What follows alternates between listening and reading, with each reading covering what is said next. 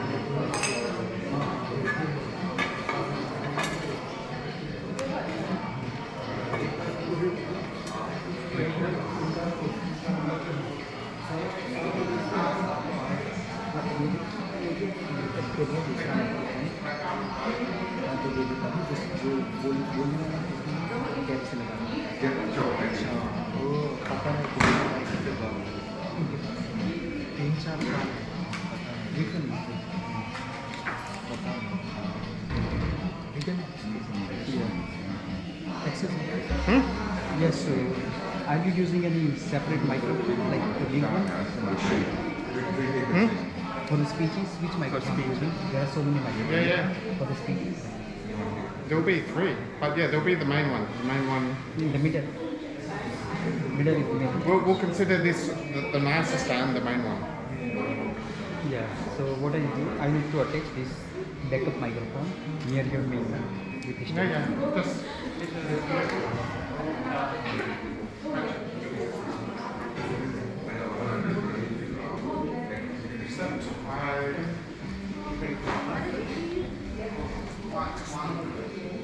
Fix that? It's just kind of sticking right underneath your chin. Just second or under. Yeah, that's better. I just thought like if you put your head down, it's gonna.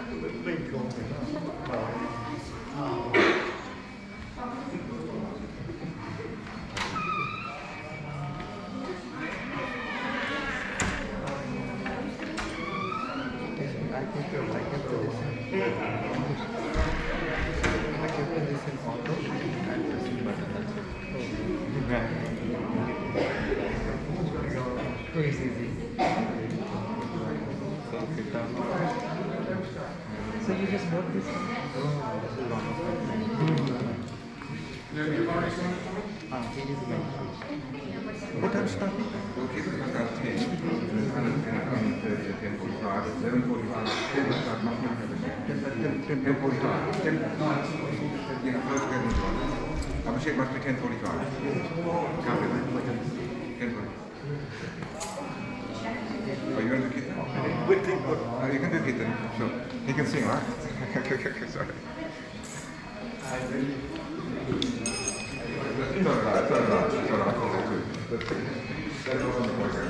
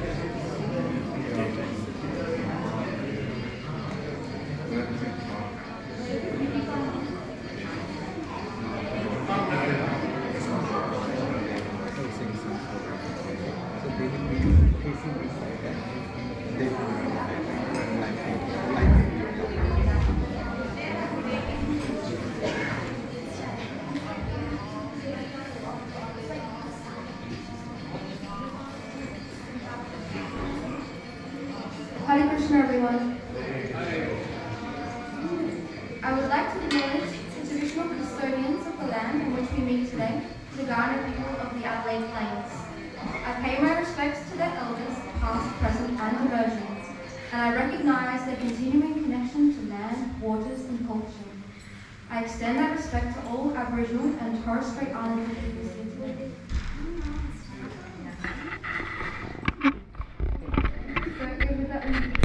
It is with our great pleasure right now that we welcome Pandava Sena to offer their powerful presentation.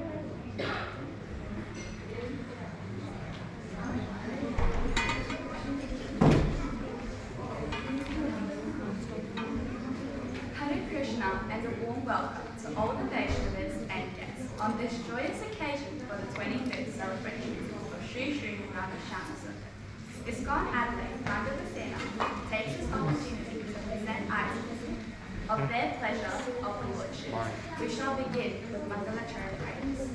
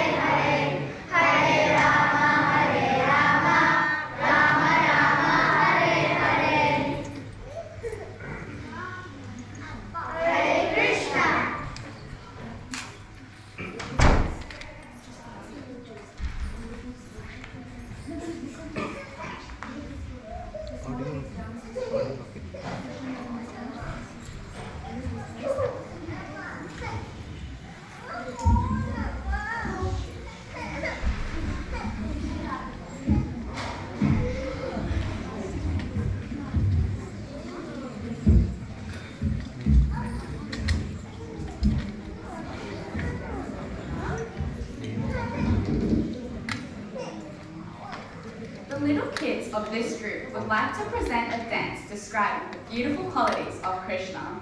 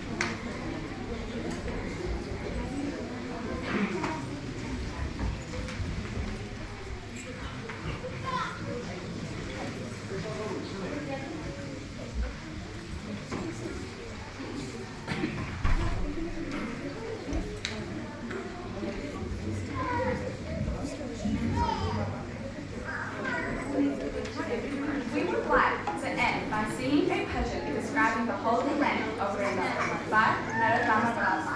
Hare Krishna.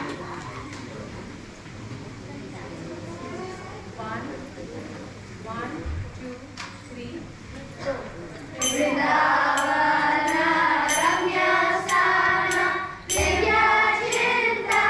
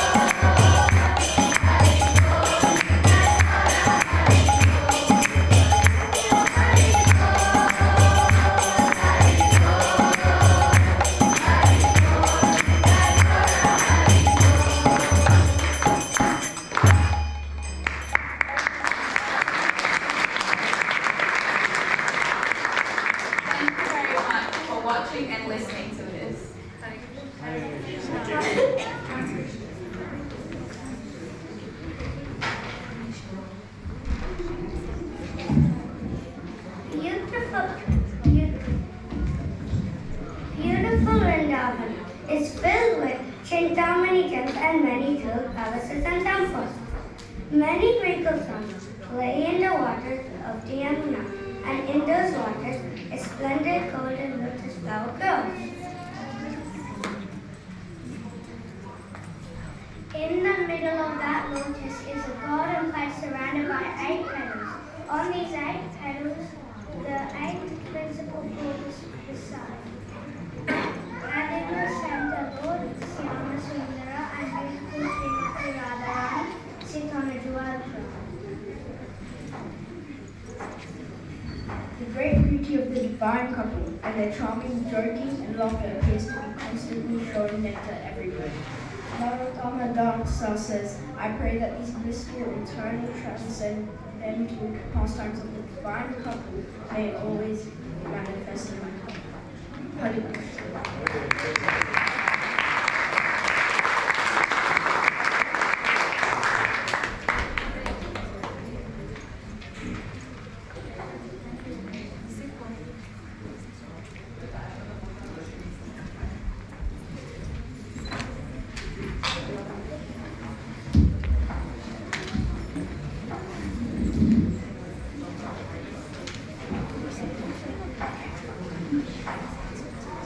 was beautiful.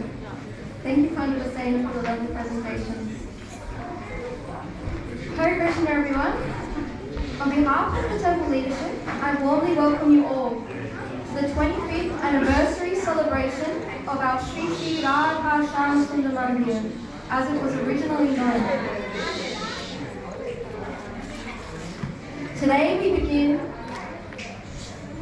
Today we honour the dedication of our founding devotees and celebrate the growth of this spiritual community. Let us begin with gratitude to Srila Prabhupada, our pioneers, and all those who have supported this temple's journey. We are now about to begin a very special and sacred part of the celebration, the Abhishek ceremony of our beloved deities. Let's chant together and immerse in the Kirtan for the pleasure of their Lordship.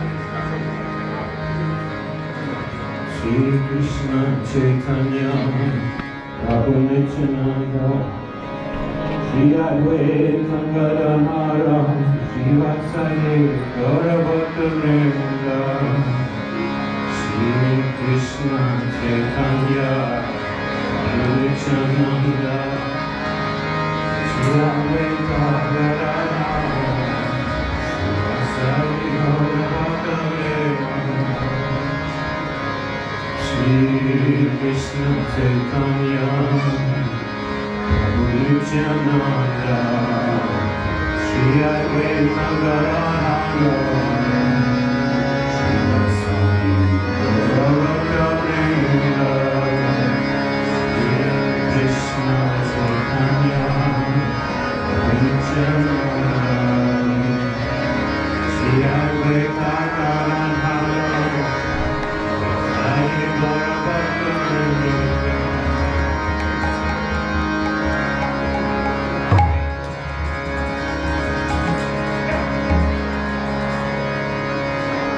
Hare Krishna, Hare Krishna, Krishna Krishna, Hare Hare, Hare Rama, Hare Rama, Rama Rama, Hare Hare.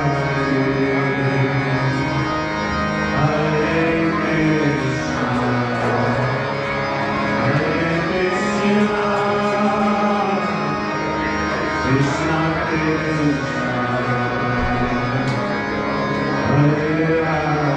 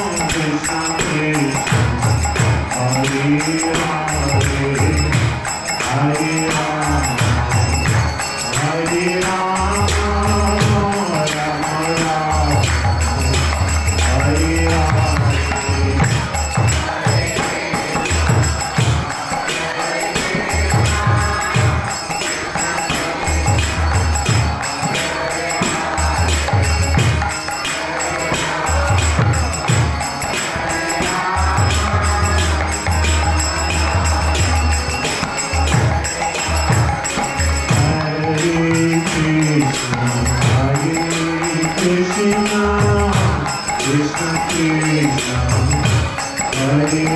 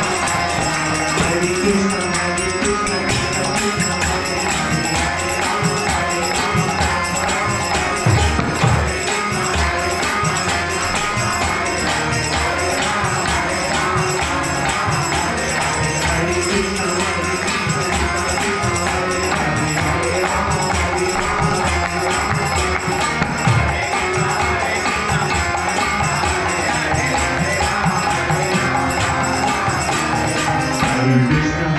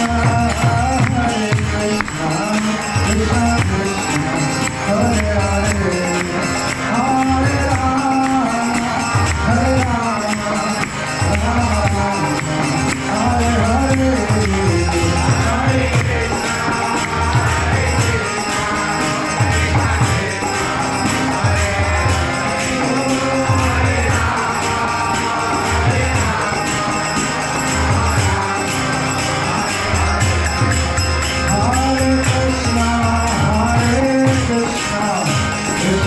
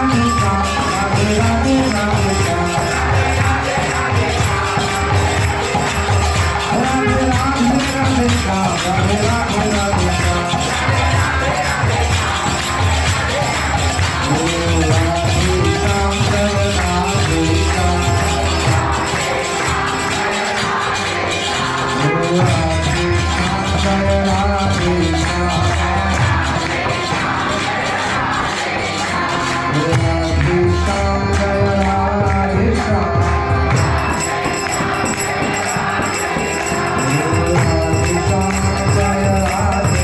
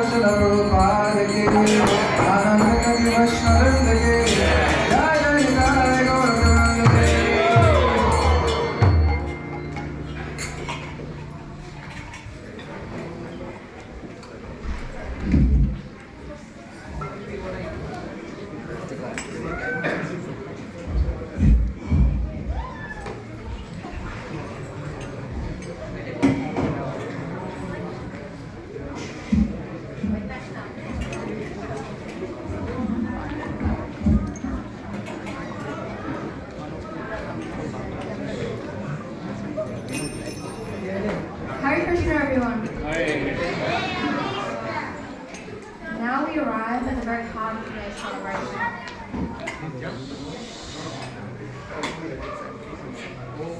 The most anticipated, most nostalgic, and possibly the most emotionally charged part of our celebration. It is our honour to welcome the founding devotees from the year 2000 and earlier, those whose faith and service laid the very foundation of this temple. They'll now share not just memories, but living glimpses of this sacred journey's early days. Let us listen with open hearts as we honour their voices. I would like to invite our first speaker, Dr. Joshua Nash, and give a brief introduction. He's a PhD in linguistics, Master of Environmental Studies, and has been involved in Adelaide ISKCON from 1994 to 2001. He lived in Vrindavan on and off between 1998 and 2006, and was present when Sri Shyamasundar were moved from Torrensville to Kilburn. Please, Prabhu, would you come up and share your memories? Thank you.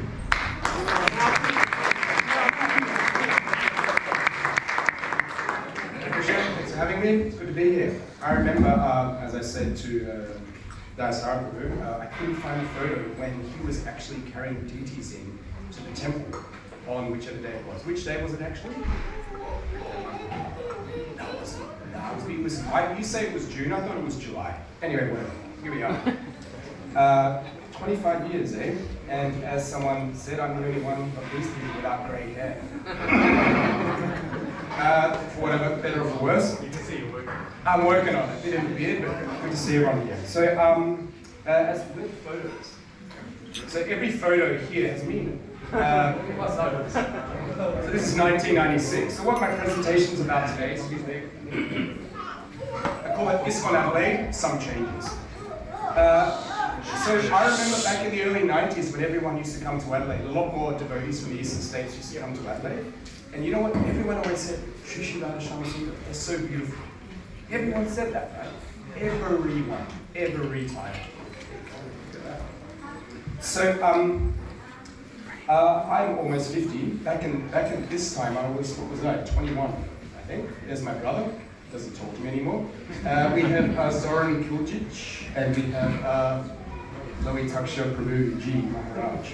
Maharaj. So everyone used to come to Adelaide around this time.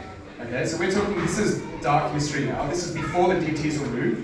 So I thought I'd put a little bit in context, right? So 25 years have passed quickly. There's a lot of change. The 1990s were a foundational time for the movement, at least in Australia. It was where you could, I remember in 94, one could still feel the shockwaves of the post, what are we going to call it, Bhavananda days. And it was still pretty like, there was this, what do you say, everyone used to give me a hard time, probably some of you guys as well. You know, when are you going to join the temple, mate? And I was like, whatever. I'm going to be a cool guy, I'm going to play music, I'm going to go to university, do all these things, chase girls even, and I'm going to come to the temple. So that was great. So I think I was able to, what do you say, surf the contradictions and say no, as well as saying yes, whatever that meant. So the 1990s were a foundational time for the movement. Australia, GBC was, I think, trying to find its way post Prabhupada's disappearance. Govinda Swami, who some of these people here with us, they're disciples of him, he passed in 1996. So that was probably just exactly this time here, maybe a few months after. Look at this. So we used to do big programs. Simon's not in this one, but Joe is. Who else is there? There's Dayasara, and there's Loya, and some others. There's my old Danish girlfriend there. Damodar, and there's Camilla. Hiding up the back, and this is, what's his name again? Khan and Rasa Vigraha. Yeah. Rasa Vigraha? Man, that guy cool. Nari's up there. Good. So we used to do a lot of home programs. There were lots of folks, friends of Lord Krishna. And at that time, there weren't actually many Indians really that were, as you would say, coming around. There were some were initiated, but the congregation of Indian folk, that came later, I believe. I called it second, it was almost like the second fix of the movement. There was this kind of like, not that I was around then, sort of whatever was going on in the 80s, and here we were by the 90s. And this was probably, I reckon that's 2000. So this was the day the deities were moved. Look at that freak sitting there on his, what do you call that? That lotus position, almost lotus position on the car. This is where I used to live in the city. So this was the car that the deities were moved in from Torrensville to Kilburn. Unfortunately, as I said, I don't have the photo where Dayasara was carrying the deities, but so this is Ask Lowy if he's levitating. Are you levitating, Lowy? Very good. So that's me with the sort of bad beanie and cardigan on. That's my brother there, and here's Lowy at the front of our house where I used to live in the city. So it was an event, right? I remember sort of this. There was this idea that the temple was going to move. There was this new property that was purchased. And by this time, I would claim that the movement itself had become more liberal. I remember back in 1994, if you said you were going to do a yoga class at the Hare Krishna temple, they'd say, you're a Mayavadi, you're going to hell. Now, I think you can do yoga classes without being a Mayavadi and going to hell. Is that possible? I don't know what being a Mayavadi going to hell. And there was all these signs like on the boga room around the side that say, if you take any of this boga, you're going to be a worm in stool for 1,000 lifetimes. That were those days. And it was just kind of like, I was like 18, 19, thinking, I actually don't believe that. But anyway, it sounds good. And these people are older than me, so I guess they're more experienced. So I think the temple became more open-minded around that time, and ISKCON itself became more liberal. And so in June 2000, the deities were moved in this very vehicle. I believe that vehicle is parked at your house in Gladstone. Still. Everything's been cleaner here than it does now. Guess what? So this person here, does anyone know who this is? You guys know who he is? Lagudi Prabhu. He was the guy, he was a devotee who, how would we describe Lagudi Prabhu? He was the guy who worked with the cows. He introduced Damarapuri, he introduced everyone to a lot of things. He was a bit of a cranky guy back in the day, but I think he mellowed out with time. I spent a lot of time with him. I bathed in cow's urine at his place up in Mangala. It was good, kind of going back to Brisbane, I remember that. Going back to Brisbane in the bus, I remember. He was an intense guy. So this is my late mother with the Lagudi and myself. This was like just out the back here. So what I'm trying to say is that by the time the temple moved, this is of course my recollections, by the time the temple moved to this big property, it was almost a much larger property than it used to be. This was like what do we say, a time of change, but also a time of evolution that I think the movement was going through. What I say here, early 2000s represents for me a change toward a more Indian-focused congregation, fewer Westerners. This whole idea of like shaving head join the temple, that was long gone. Most of those, what you call them, freaks, they had gone, or they had done whatever, or they had just chilled out, which was kind of handy because I'm not going to get all political about my views on these matters, but I think we all have our own journeys. I mean, why should we all shave our heads and join the temple and put on some funny clothes? Well, I did put on some funny clothes occasionally, and I walked down the street with some of these people as well. They were good times, but as I said, I also managed to maintain my place in the world. That's not to say that other devotees don't do that. I also remember that back in the day, 94, 95, 96, that time, it was really stringent. I wasn't actually allowed to, I used to have much shorter hair then, and I wasn't actually allowed to go into the temple kitchen to cook, because I wasn't initiated. And I think you could wear thread into the temple kitchen, but you couldn't do it into this temple, what's this area called? Altar, yeah. So not that I've ever been there. So, that's a beauty, man. That's a beauty with Joshua Nash there. They were good times. That's just out by this. There's a fig tree still there. Yes. All right. I remember with Dayasara, we picked all these figs. boil them up, and then that became this jam that we froze and we kind of chop up and then put into the halwa every single Sunday business. So this property and Sri Shyamasundar have witnessed all of these changes, and they remain as beautiful as ever.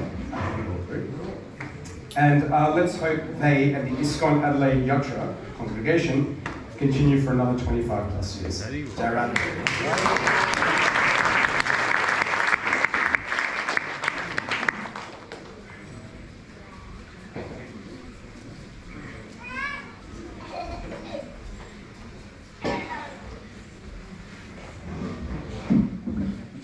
Thank you so much, Prabhu, for sharing your memories with us. So our next speaker, most of you probably know, is Jita Girish, Prabhu. He met the devotees in 1973 in Adelaide, was initiated in 1975, did some service of books distribution and managed spiritual sky.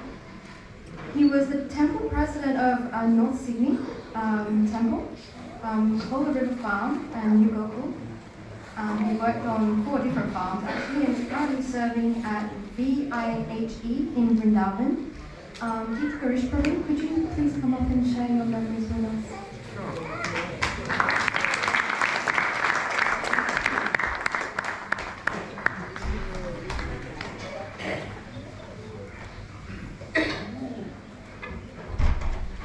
Hare Krishna, everyone. So back in the 70s was the days when everyone was taking LSD and revolting against the present day of society. At that time I had a very good friend, his name was Stan, and we used to go up into the national park and eat magic mushrooms and took LSD together. And we went around to all of the places of people who had taken a lot of LSD. And we asked them, can you take so much that you never come down again? And the answer was always no, you're going to mess up your head. So Stan and I, with another friend, I went up to Sydney in 1969, 17 years old. And with that friend we went to see the cast of Hair. At that time, Hair was a production, stage production, and people would come out on the stage in the last act, completely naked, and they would chant Hare Krishna.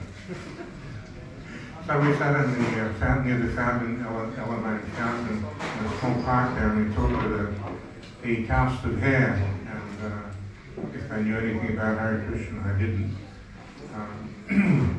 So a bit later on, my mother, who was a very avid Christian, she went to a church fete, and she bought all these fancy prints of Krishna. She posted them on the wall in the TV room, because I'd sit there watching TV all weekend. I didn't want to do anything. And I was looking at these pictures on the wall, and there's pictures of Mahavishnu, Lord Brahma, and Garbhodaksa Vishnu, Lord Brahma, coming out on the lotus stem, and there was Radha and Krishna in Vrindavan. I'd sit there and I was wondering, what is this? What's going on here? Something's going on, and I don't know what it is. And then very soon after that, I was on a bus in Adelaide, about 1970, 1971. And I looked down and there was a black and white magazine on the seat next to me. I picked it up and I became completely absorbed in it. And then about a year later I saw Vedavyas, who was one of the first devotees in Australia. And he gave me a nectar of devotion on the street in 1973. He had a big smile on his face and said, does this make me happy, this Christian consciousness? And he had a big smile and he said, you wouldn't believe it. So the first temple here in Adelaide was up in the hills in a stable, and the devotees would come from there. They had a storefront on Rumble Street. It wasn't a mall then. And there was one devotee, his name was Joshua Nash, who was temple in a few places, temple president in a few places. Anyhow, he was giving a lecture there when I went in there. And he was calling out to the audience and saying, you're all hogs, dogs, camels and asses. You know? And I thought to myself, who the heck is ever going to join these people? A bit later on, I had a friend who lived at Myrtle Bank, a very good friend, and the temple moved into a house in Myrtle Bank, and there was a devotee called Deepak from America. Deepak and Sherrie were one of the first devotees to come and start Krishna consciousness in Australia. Anyway, my friend Stan, he came to me one day and he said, I've heard about these people, the Hare Krishnas, and they're chanting and dancing in the Domain in Sydney. I'm going up to join them. I said, that sounds pretty cool. And so Stan, he went up to Sydney and he became, someone help me here, Sahadev. He became Sahadev Das. Sahadev Das was one of the first devotees to join here in Adelaide also. Joined before me, he was my best friend. And he sadly passed away not long ago, about a year ago. Anyway, I was out on the street, Rundle Street one day, and I tried to join the Hare Krishnas in many different places. I joined in New Zealand, and twice the devotees moved just as I got there. And so I came back to Sydney in Double Bay, and one of the first people I saw was the Judy actually. And at that time I was smoking cigarettes, and I was down to my last cigarette. I was going to smoke my last cigarette, and then I was going to join the temple. So I walked into the temple after smoking my last cigarette, and Nityananda was there again. And I said, I want to join. He said, is that cigarette smoke I can detect on you? I said, yeah, I just smoked my last cigarette. So I don't think you're ready to join yet. They said, where are you from anyway? I said, I've been going to Adelaide Temple for a couple of years and been serving there, distributing garnets and doing stuff on the street and helping in the temple. He said, well, I think you've got to go back and join there. 1974 I joined the Adelaide Temple full time. We used to sleep on a bare concrete floor, and probably the temple would have been smaller than this room. Providing a small kitchen, temple room, and a place where the devotees used to sleep. Bare concrete floor, we used to sleep in sleeping bags, no pillow, no yoga mat or anything. Nobody took rest during the day. We worked all day long, and most of the time we're either chanting or distributing books or doing some seva in the temple. And they're my main memories. There were probably 6 devotees when I joined. One of them was Sena Gopal, who's passed away now. I used to call him Gopal, but he's for Guinea. One morning, I came into the temple room, and Gopal was there paying his obeisance. He was still in the same position that he was in last night. He'd fallen asleep paying his obeisances after putting the deities to rest, and he was still there. So we worked very hard in those days. We had no real material compass. Dayasara will tell you all about it in a minute. There was a room downstairs, and we had a big bucket full of ice cold water in the winter, and that was our bathroom. You hear the devotees screaming as they took water on each other. And the things were very simple, but the devotees had very deep and loving relationships with each other. I think I'll stop there. They're my main memories of different temples in Adelaide, up in the hills, Myrtle Bank, and then Front Street, Road. When I joined, it was 1974, and I think the temple had been open there for about a year or so before that. And there was a travelling bus party called the VVT, Book Distributors. They were travelling around Australia distributing Prabhupada's books, and they were given all their respect. And when the bus came to the temple, everything stopped and everybody served these devotees who were distributing Prabhupada's books and treated them very, very nicely. I remember we used to spend so much time on the street chanting. In those days we weren't very respected. People would throw buckets of water on us and call us names, and I think there were bombs thrown at me once. But we like doing Harinam Sankirtan. It's the best thing that we like to do. And sometimes we go out for like 4, 5, 6 hours a day. At one point I developed march fractures in my feet. And the doctor told me to stay on my feet for a month. Of course, I couldn't do that. I'd be going out on high arm every day. Anyway, I have very good memories of those days. And it's very simple. It was very simple in those days. Very simple prasadam. I remember Sahaja cooked a meal once. The only person I know who could burn the rice on one end, soft in the middle and soggy on the other end. He was a very good cook usually, but that day he wasn't so good. There was another devotee that came from America called Buddhi Manta, and I'll leave Dayasara to talk about that. The rest.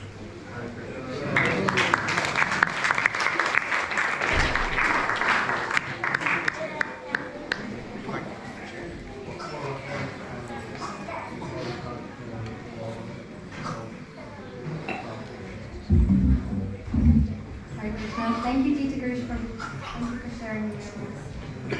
Our next speaker was supposed to be Aniruddha Prabhu, but he unfortunately, his plane couldn't land in Adelaide this morning, and so he's back in Melbourne right now. But fortunately enough, we have here with us Sita Prabhu, and he will be sharing some of his memories with us. I'll just give a brief introduction for him. He met the devotees in Melbourne and started practicing devotional service in 1990. And after spending an initial 7 years in the Melbourne Brahmachari Ashram, came to Adelaide and served Shyamasundar for 1 year in Torrensville. He's been serving as co-temple president in Perth since 2007. Again, started serving Shyamasundar in 2016 in Kilburn, and continuing by their mercy and the devotees' mercy to this day. Prabhu, could you please come and share your memories?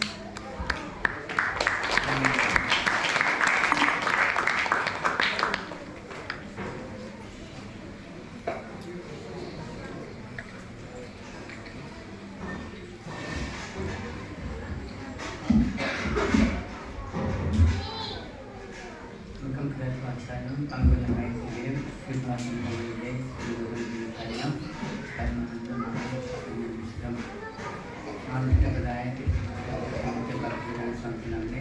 Namaste, Saraswati Devi, Gopals.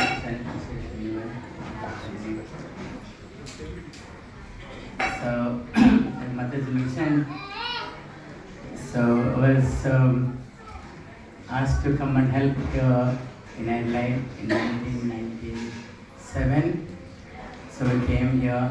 That time, the temple was in Torrensville, 227 Adelaide Road, Torrensville. It was a house, and the Radha Shamsundar was there, and the devotees actually did the work there. We had a small room, temple room, and then the devotees used to stay upstairs, and at the back there was a garage, some of the few of that, and the garage, that's where we used to serve prasadam, and so it was a small crew of the devotees, the whole place. I remember the name of the devotees who were there at the time. There was one devotee, Bhakti Preacher, and another devotee, Bhakti Jason. Later he became Jai Vijay Prabhu. Now he left his body. He was temple president in Brisbane. And he was, that time, he wasn't staying for time. He was a champion in his karate taekwondo. And he was the national champion, practicing, but he used to come and stay. And of course, temple president was Keshav Prabhu. In fact, that's why I think I was brought in Keshav Prabhu, Melbourne. He took over LA Temple, and we just got married with Priya. So they took over. So the management asked me to help. So I came. So it was a small crew of the devotees. We used to do a lot of service, and those few devotees used to help us with work of Prabhu, and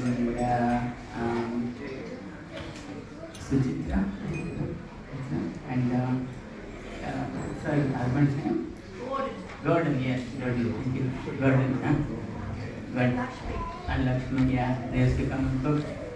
And there's also another Russian devotee who used to be there. Forgot his name though. Because used to come and cook one day too. And the crew was so thin, you know. Sometimes we had to do it. I had to go on and Kesha Prabhu to go and collect also to pay for the temple expenses. And we didn't have the congregation to support right now. So we used to go and collect on the stickers, we used to go and travel and collect and help temple. At one time, actually, I had to do Arti. In fact, I remember doing all the Artis the whole day. Starting from Mangala Arti, Dayasara Arti, Arti, evening Arti, then you get to rest. All 7 Artis I had to do that one day. There wasn't anybody. It was nice. Somehow it tolerated and allowed me to do all that. And I spent 1 year here in Adelaide, and somehow I was noticed I couldn't stay, but I was really trying to ask something, please forgive me that I had to leave. So I left Adelaide, and then went to India, and then after that, of course, I met Dayasara Prabhu in 98, in end of 98. Then he told me, hey, why didn't I come to Perth? I said, oh, okay, you go to Perth. And then I came to Perth in June. Then soon after I came, after 2 months or so, then Dayasara Prabhu left me there. Then he came to Adelaide. Because that time they were having meetings, and temple was in Joshua Prabhu could not handle it, was told, and then they was about to close the temple and move deity somewhere. But Dayasara Prabhu very kindly and very boldly and courageously put his hand up. He said, no, I take care of the deities, and with the help of some other devotees. And that's why he came to Perth. So he came to Adelaide from Perth and left me there in Perth. Somehow I'm still stuck there, I'm still in Perth. And so then I heard actually they got this place in this place, and started the whole operation here in Kilburn. Because there's a lot of devotees actually who work very hard actually in bringing to this place where it is now. And of course the initial devotees are always very glorious. And it wasn't an easy thing, and this place, this suburb wasn't in a very good shape at the time. There were so many problems were there. A lot of problems were there.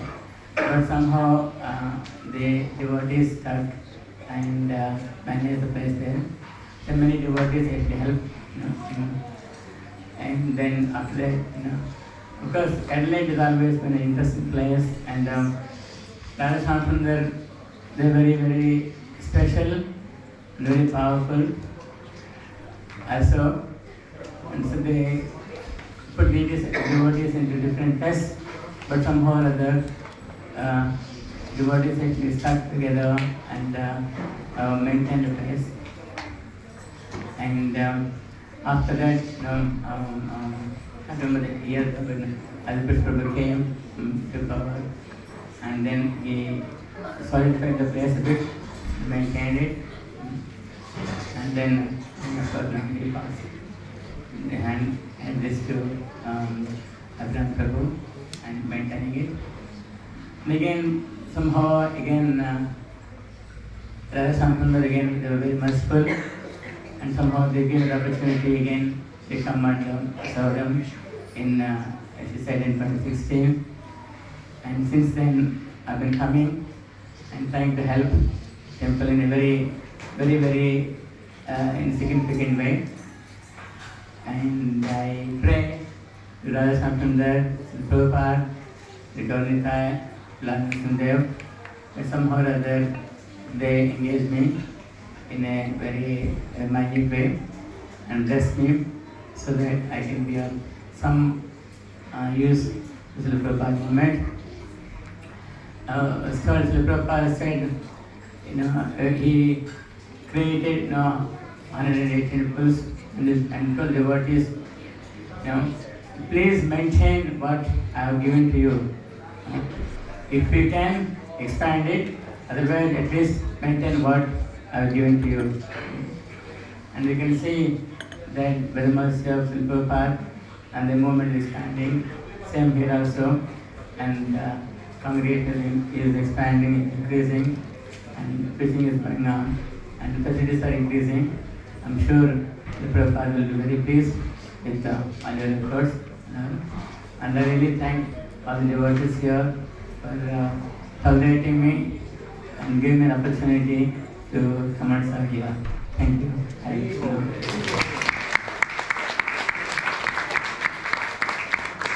I forgot to mention, when I came temple from Josh was here, and Josh was also there when I was here in 97. And his brother, Gopinath, is in Melbourne, so they were very helpful to me also. And they were part of the temple and helped part of us. Hare Krishna.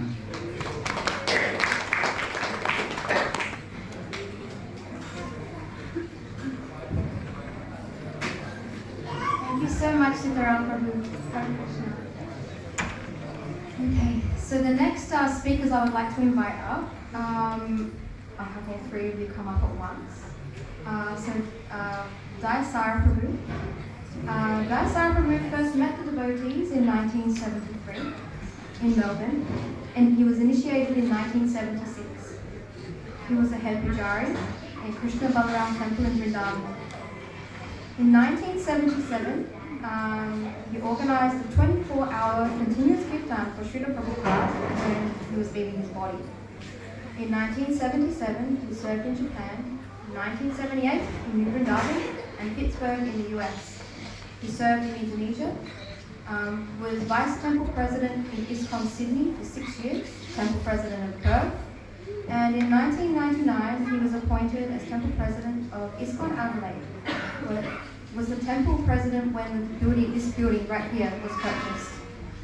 The next person I would like to invite up with Dayasara Prabhu is LOHITAKSHA. LOHITAKSHA Prabhu met the devotees in 1975 during a Sunday Feast program in Frome Street, served in Malaysia and Singapore, and has raised over $1 million in donations.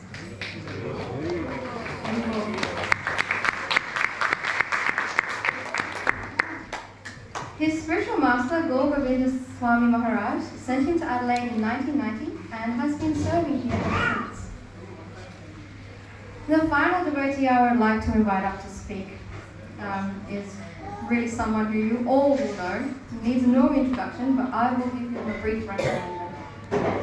He met the devotees in Sydney in 1971 and became a life member in 1979. He sold his sawmill business to assist in the purchase for ISKCON, Quality River Farm, and initiated in 1980. He has collected millions of dollars of donations for ISKCON over the years. He was appointed treasurer in 1999 and has been serving Shyamasundar here ever since. Could I please invite you three to come up and share your memories?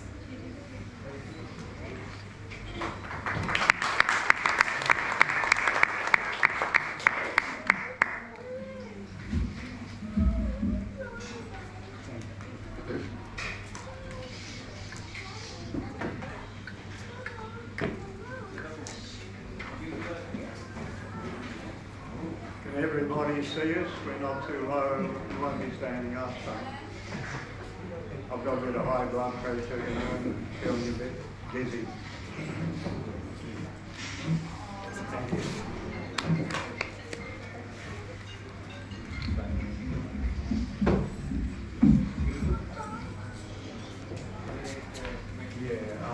I might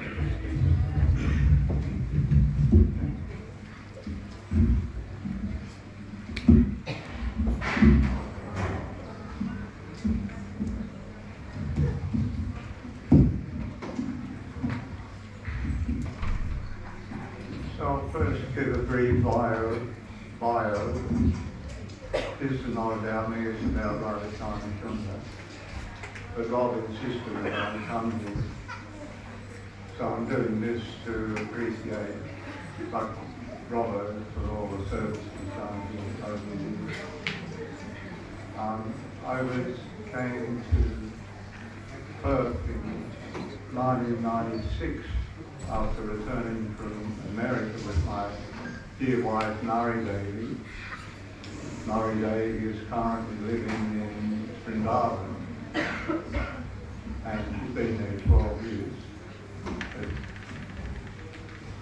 The only reason I felt strong enough to come here and brave enough to come here because Adelaide was a bit of a joke around Australia at the time amongst the temples and the devotees because of the ups and downs we've had over the years. But I was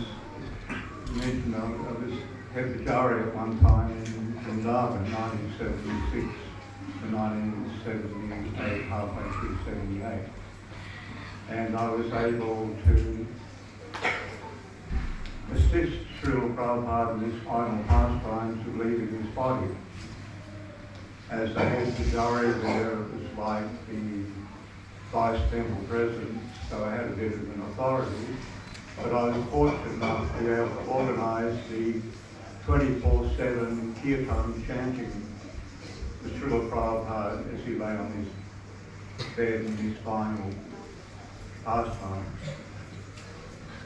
Srila Prabhupada dearly wanted that there was a 24/7 continuous chanting taking place as he was leaving his body. It was very sad. But that was a wonderful service I was able to do to Srila Prabhupada. As head Pujari, I had a little bit of authority, so I could knock on devotees on doors and wake them up at 2 o'clock in the morning because they had missed their roster, and get them to go to the temple and chant in front of Srila Prabhupada. So,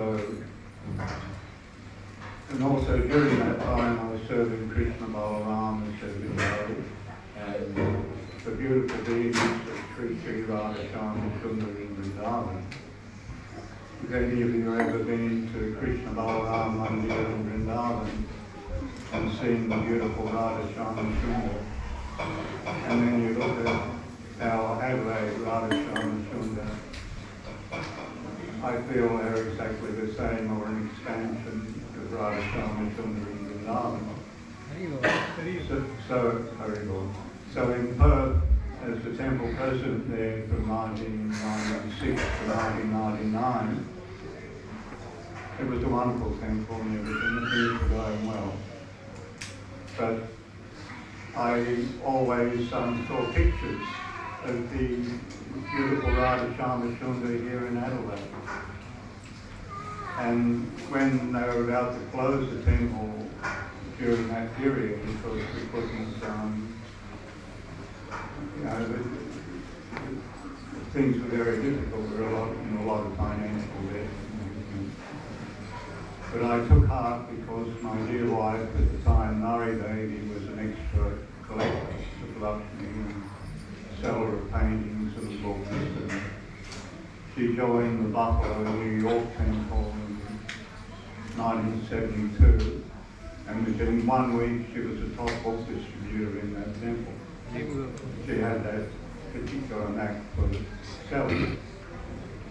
When I was the temple president in Indonesia, in Puncak, it was in northern Jakarta, and she'd take a roll of paintings that we bought from Lohi. Lohi had a painting business in Singapore, selling the Chinese paintings.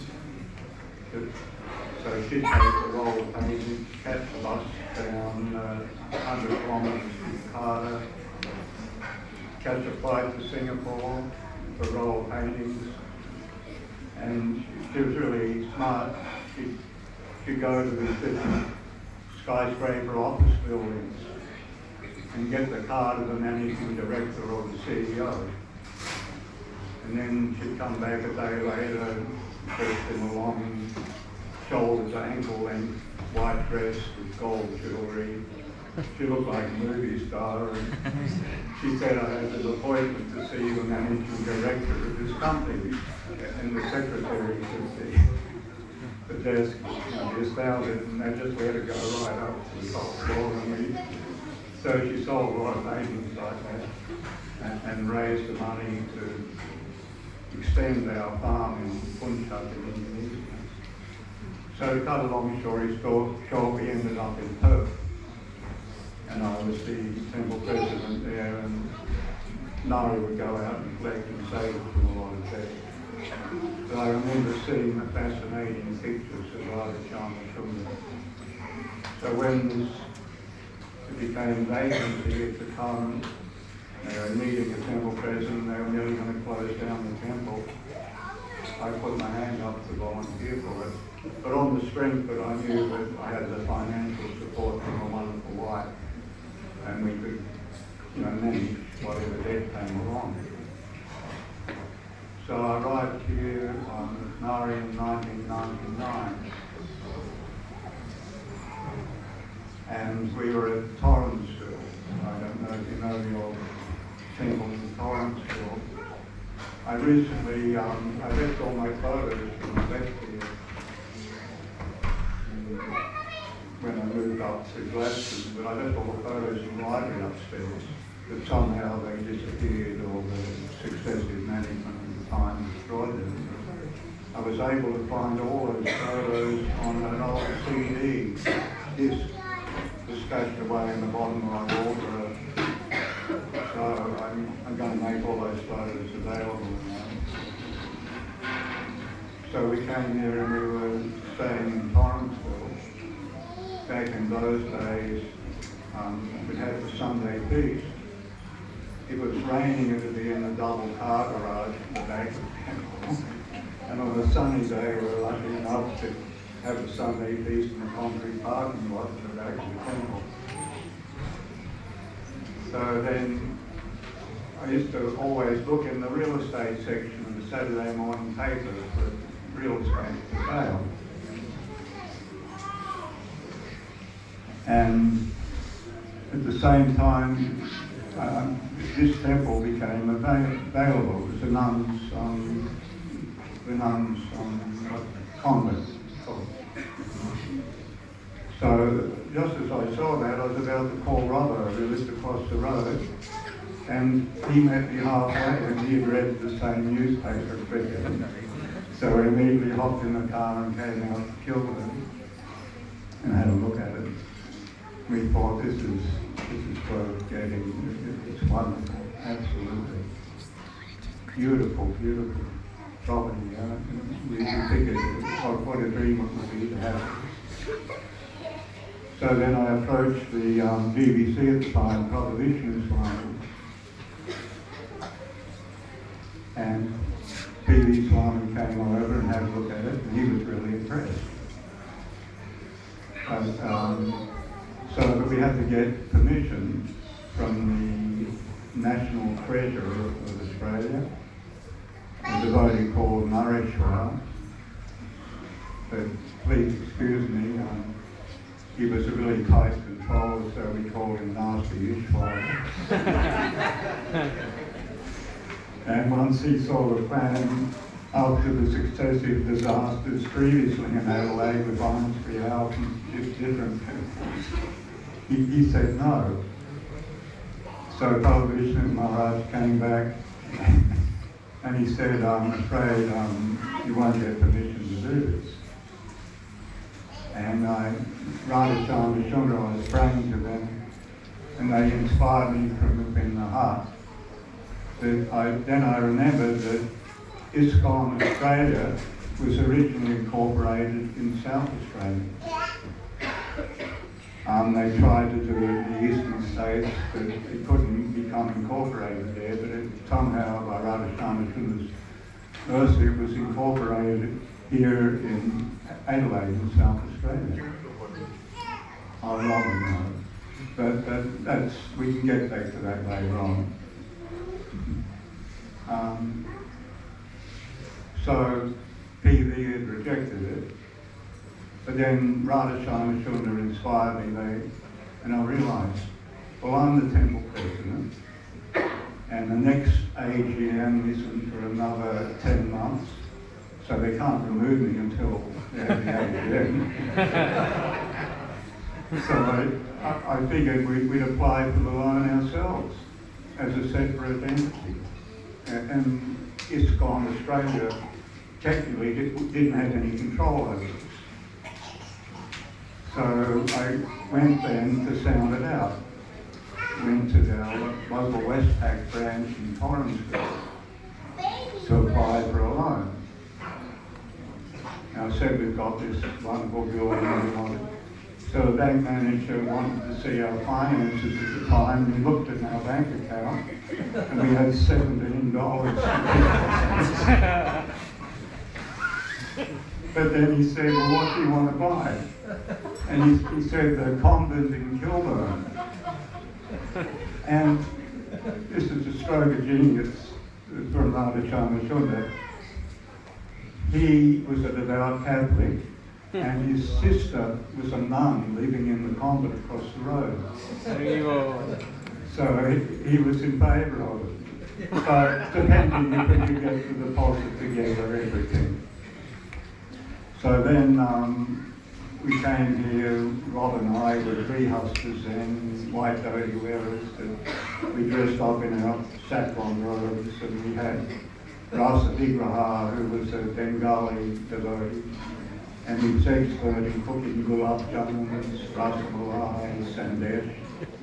So he made up a big package of sweets, and dressed in our saffron, we went over to the nuns and sweet talked them and gave them the sweets and everything.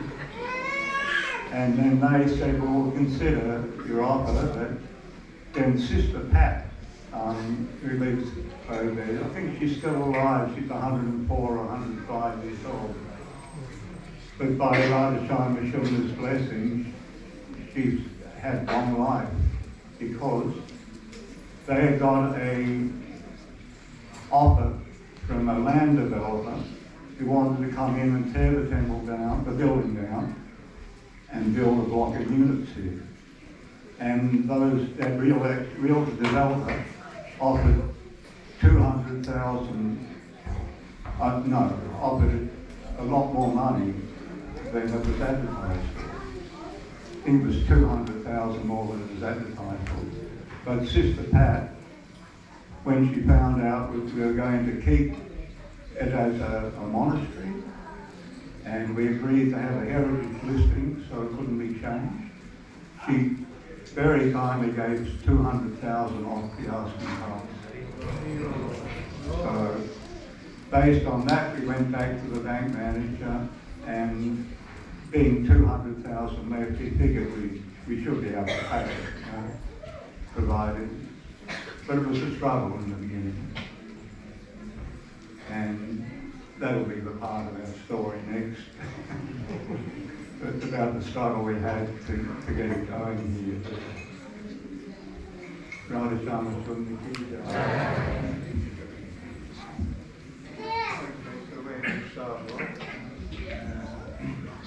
How good is this place?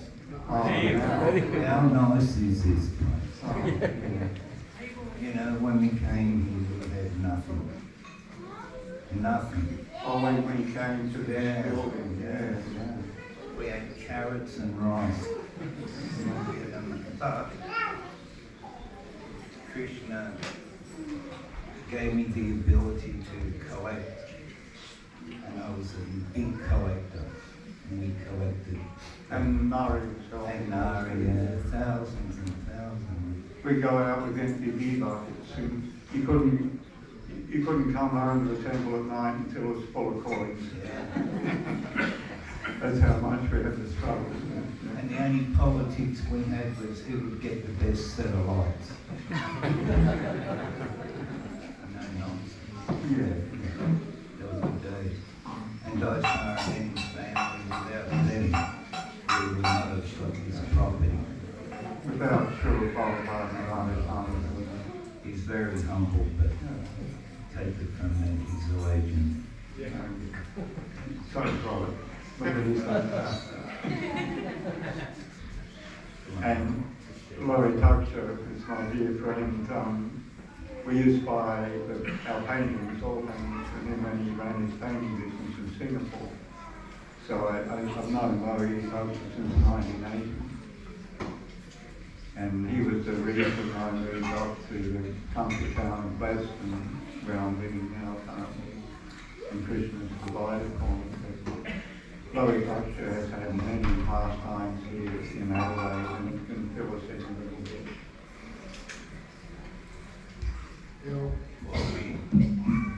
I'll take you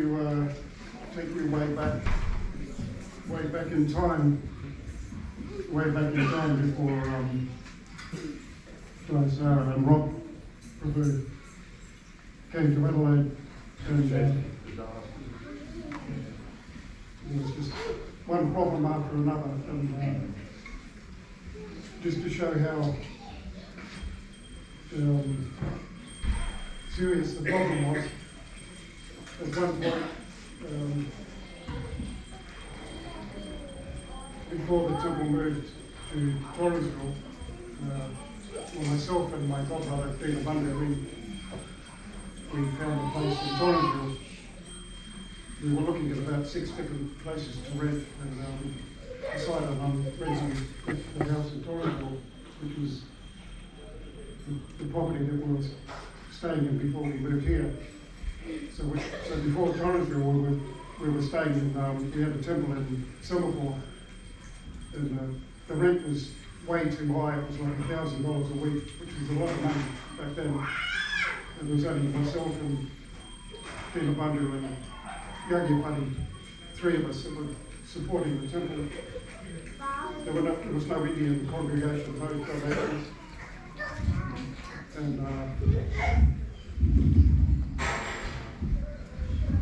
to cut a long story short, it was so difficult.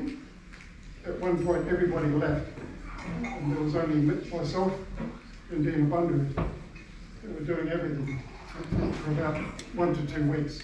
It was just really intense. It was just myself and Dheena Bandhu taking care of the deities, collecting money and cooking, and everybody just abandoned. It was too difficult. Everybody left, and because we got in so much debt, so Dheena Bandhu had this idea.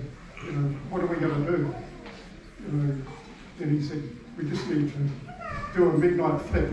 Like midnight flip means you take off in the middle of the night and leave all your debts behind. So we found a place in Torrensville, and we had an old caravan that was like an empty shell, and we had a big back door, and we made several trips to the new temple in Torrensville, and then after a few weeks, devotees started coming back, and we were contacting godbrothers and different devotees to come from interstate and help. And lucky, some of them came. Dewa Pandit and Jagat Pati and Paramahamsa, he was Pujari, and just to show how difficult it was, the leaders in Australia, the GBC, they wanted to close the temple down.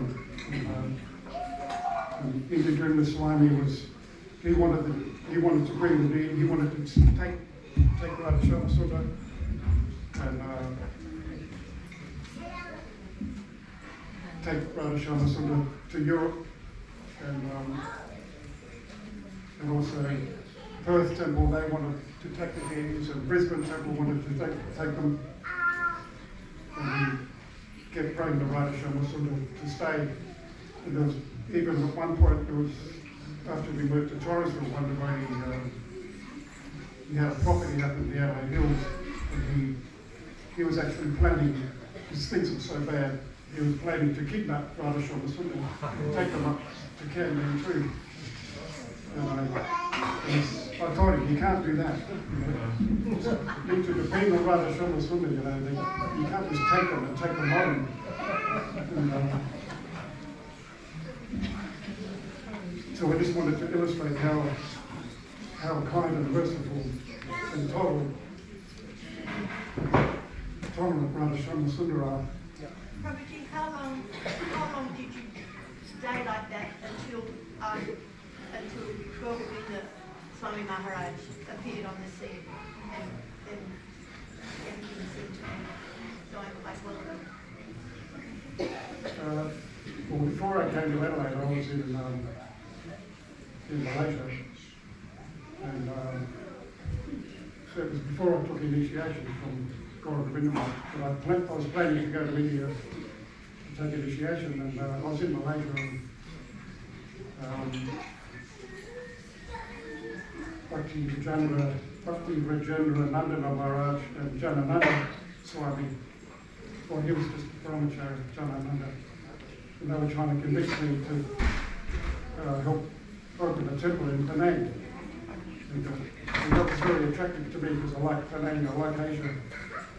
And I went to India and took initiation from Gaura Maharaj. And I asked him, how can I serve you? What can I do to help you? And his first answer was, I want you to chant the pure name of Krishna in this very life and go back to the spiritual world in this life. And I told him that I had this opportunity to go to the centre in Penang. And he said, no, I want you to go to Adelaide.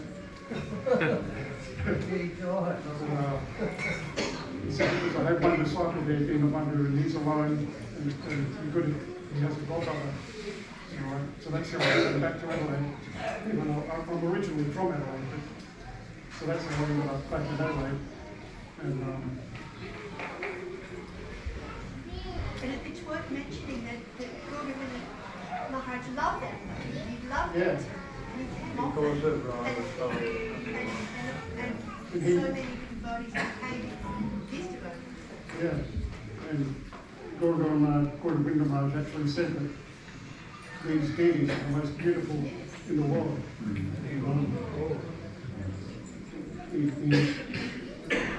He said they were so beautiful that he wanted deities made exactly the same for India, for Ganagiri temple.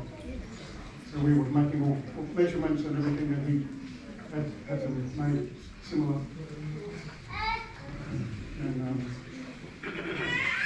And he predicted that one day, despite Adelaide being down the pits, going down the tube, for 20 years, he said in the future Adelaide will be the best temple of Australia.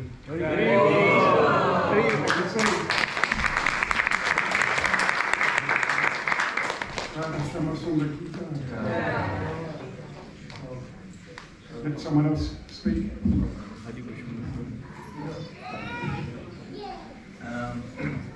I remember when I first came from Sydney to Adelaide, and there was an American Swami floating around, and he gave a class and he said, "You know, Prabhu, sitting here, I feel like I'm in North Carolina. Everyone here reminds me of hillbillies. Us hillbillies are still here, but where is he? You know, where is he? Where did he go? You know, all this nonsense, you know, but we worked so hard to get this temple, and the day when we got it, Dayasara and myself and lovely Nari waited out the front for the real estate agent. He rocked up in a big BMW or something. We had a defected Falcon station wagon. with a big dent at the back where Dr. Joseph had backed into a police car. And we had Prabhupada in the back. You know?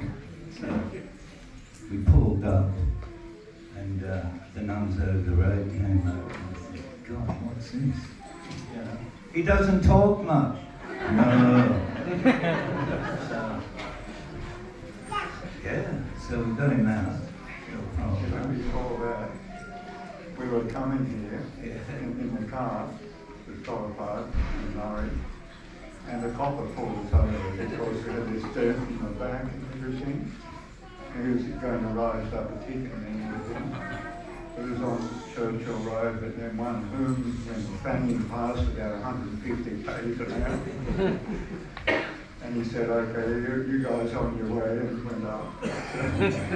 We dug up a few side streets to get here, so in case he came back. So anyway, so we got Prabhupada out, we got organised, and Dayasara was given the keys to the castle, and Nari started paying the Vedavyas, so we brought Srila Prabhupada around the yard, then we brought him inside, and we took him in every room. And Dayasara said to him, oh, Srila Prabhupada, blah, blah, blah, what do you think he said? I like this. Oh, I like this. So,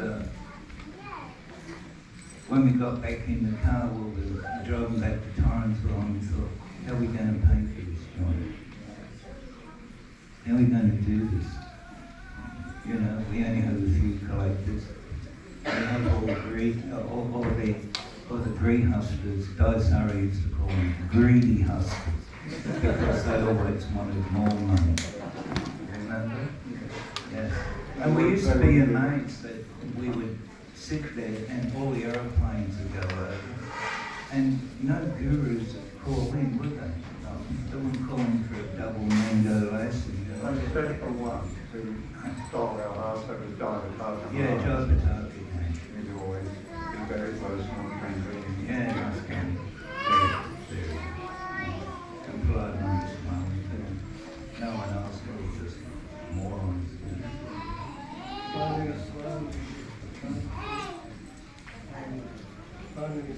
Yeah, Laxsman.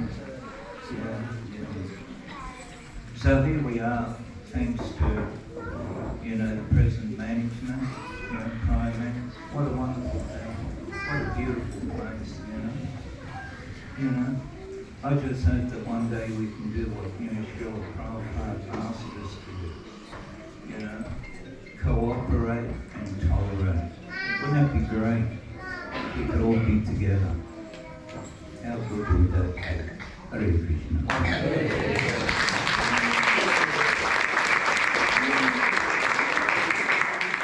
One great request I have is that we've got to try and attract some of the Western body devotees back. Is if we increase the Harinam Kirtan in the streets of Adelaide and hand out flyers to invite people to come to the Sunday feast. And that would be a good balance all around there. You remember in Front Street when we first joined, Jita Girish put up this I did I served in Front Row. Yeah, the old Jita Girish put up this big signboard at the railway station. Do you remember that? Yeah. And we were getting like 100 people to come to the Sunday feast in Front Row because of that billboard. It was very expensive, we couldn't afford it for very long. We're doing everything to try to attract people to come to the temple. I remember one Sunday I went to the feast, probably 1973. There was only one devotee in the temple, his name was Dheena, a very nice devotee, passed away. But all the devotees had gone to Michael, there's only about 4 or 5 of them. And they'd gone to Michael. I went to the Sunday feast. Dheena was rushing into the kitchen, cooking up some puris. He'd come back out, give the Sunday feast lecture, race back to the kitchen, then he'd come back. When all the preps had been offered, he'd come around and he was offering everyone in the room the prasadam. He did everything. So it's very humble beginnings in Adelaide, but very nice also. He was a great cook, Dheena. And what was the result? Magnificent. I only slept 2 hours last night because I was so hyped up. I was talking to everybody all day yesterday, and I get high blood pressure and a bit dizzy. I could only spend 2 hours. It's so magnificent. I'm simply astounded coming back here. I haven't been here for about 10 years. And it's just truly amazing what's happening. So keep the treatment going. Thank you very much.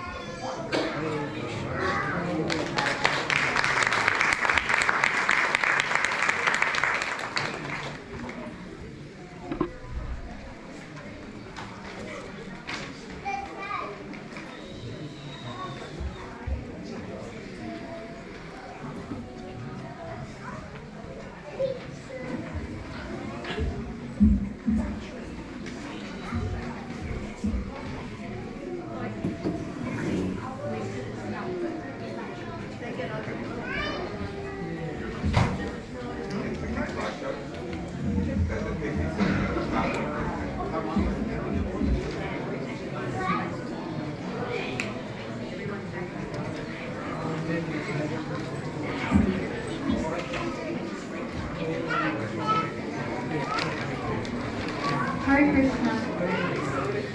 Thank you Dayasara Prabhu, LOHITAKSHA Prabhu, and Robert Prabhu for sharing your memories. And thank you very much to all our founding devotees for sharing your memories with us today. Okay everyone, now we have a special presentation by Gopals Play School. Let us prepare our hearts for a very special offering. Through melody and harmony, they will offer a heartfelt tribute to the founding devotees of 2000.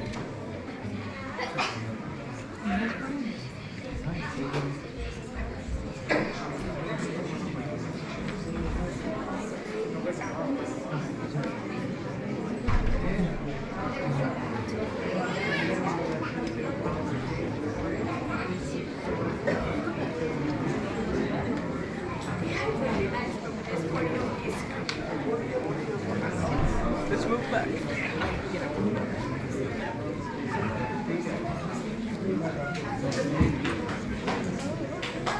Kalian back this way.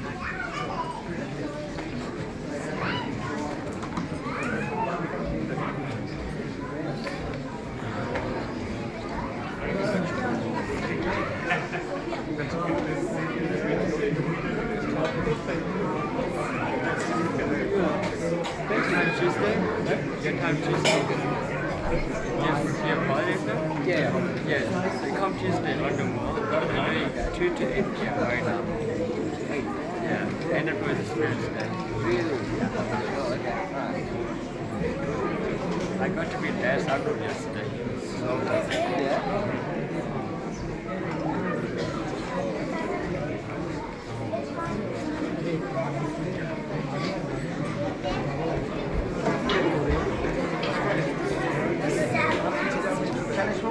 Can you help me?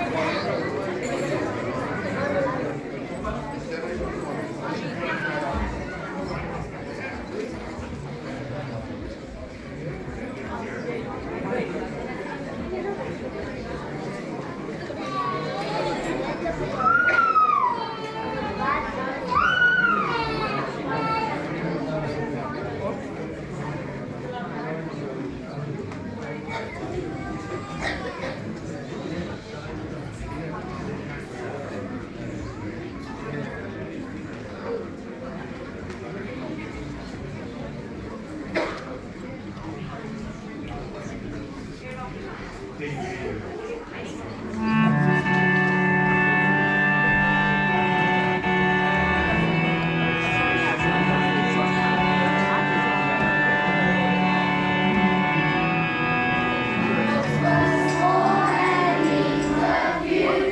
dreamed the dream and saw it through, with hearts ablaze and spirits high.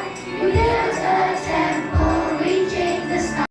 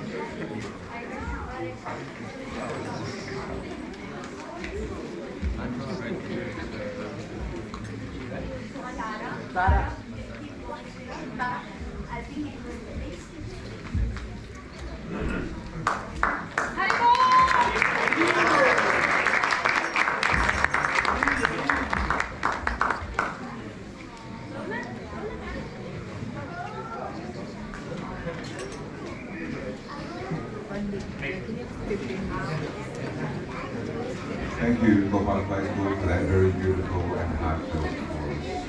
And thank you, Sherrie Mataji, for so gracefully guiding us through today's program. Hare Krishna, everyone.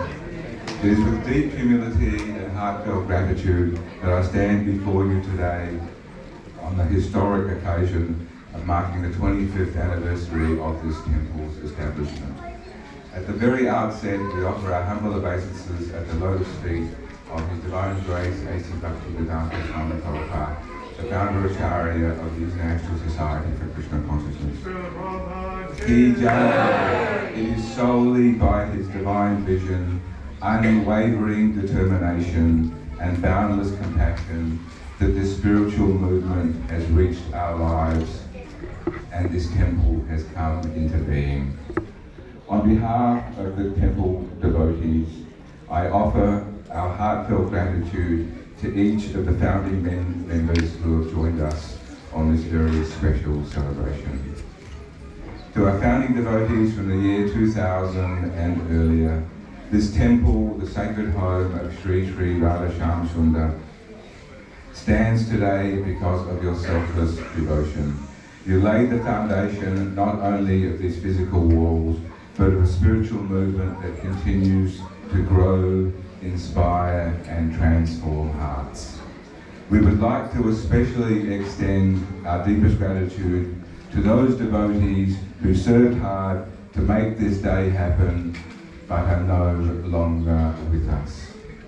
We miss them dearly, their absence is felt, but their presence is eternal in the service they rendered. We pray that they are now closer to the lotus feet of Lord Krishna. Now, in honour of those devotees who offered everything, the temple is pleased to announce the installation of a commemorative plaque, which will be placed at the front of the temple as a lasting tribute. The wording of the plaque is being displayed on the screen at this moment. Please take a moment to read and reflect. Those at the back that can't read it, I'll read it as well. In honour of the devotees who offered everything. In the year 2000, with unshakable faith, deep sacrifice and love for Srila Prabhupada, these devoted souls gave their hearts and resources to secure the sacred home for Sri Sri Radha Shyamasundar. This temple stands as a testament to their service. Etched into every offering, every kirtan, every prayer sung in this temple. Because of their offering, countless souls now have a place to hear, chant and serve. With deepest gratitude, we honour their legacy.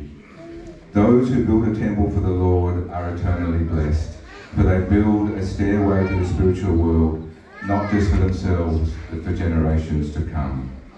Offered with love on the 25th anniversary 2025 by the devotees of ISKCON Adelaide. So let this plaque serve as a daily reminder to all those who enter these gates that this sacred place is built on the sacrifice, faith and love of those who gave everything for Srila Prabhupada and the mission of Lord Chaitanya.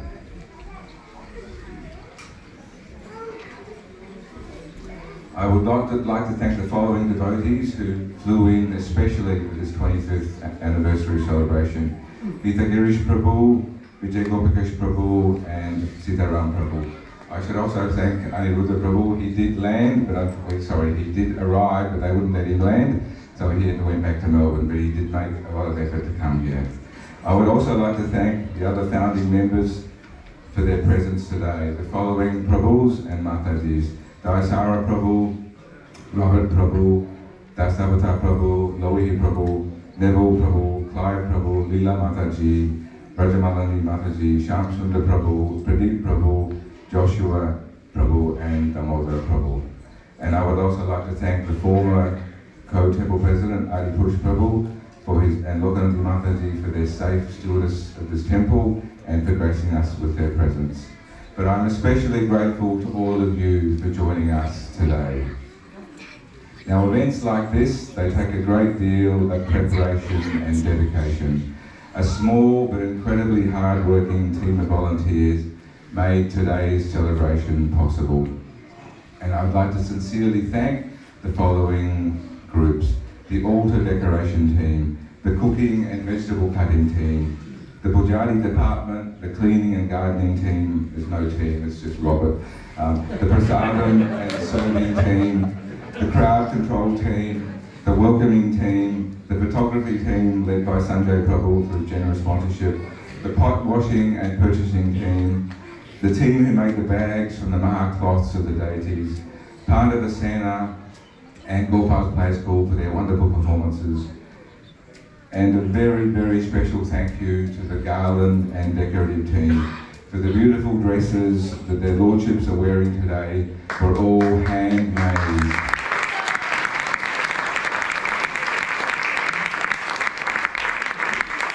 Well over 100 hours of painstaking effort went into creating those amazing dresses.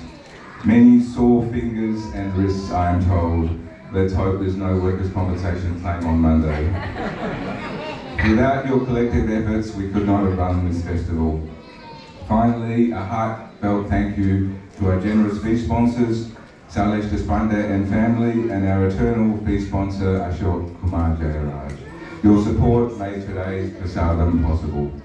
And thank you to all the dress, garland and Abhishek item sponsors, a lot of anonymous devotees who have generously donated from their hearts. So thank you all once again.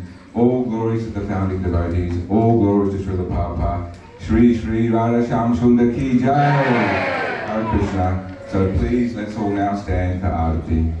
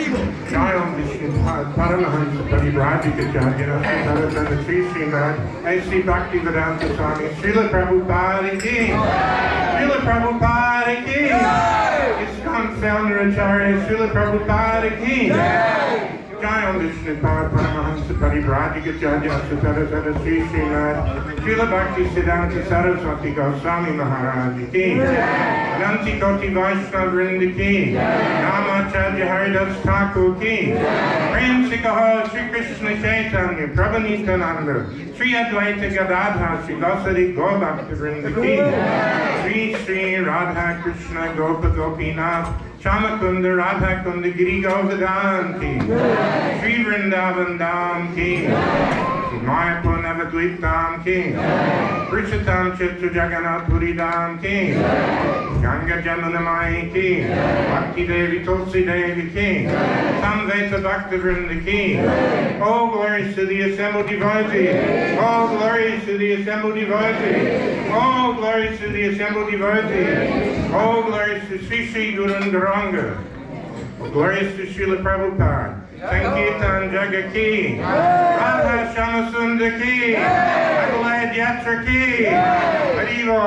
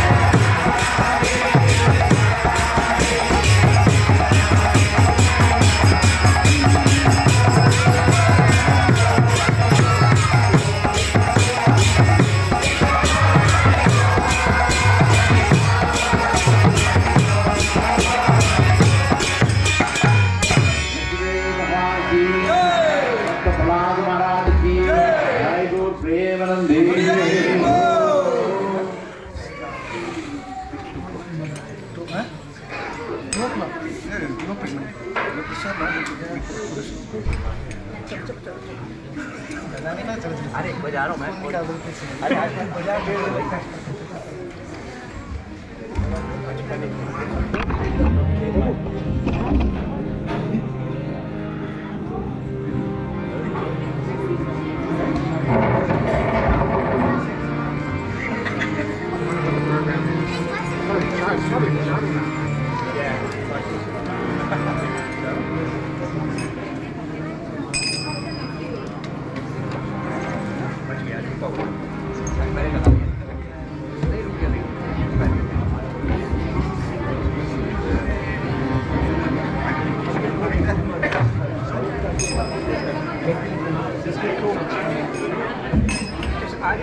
It's actually just a previous one. But that's the number.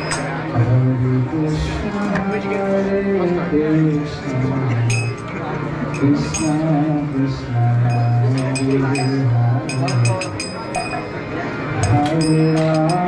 Hare Krishna.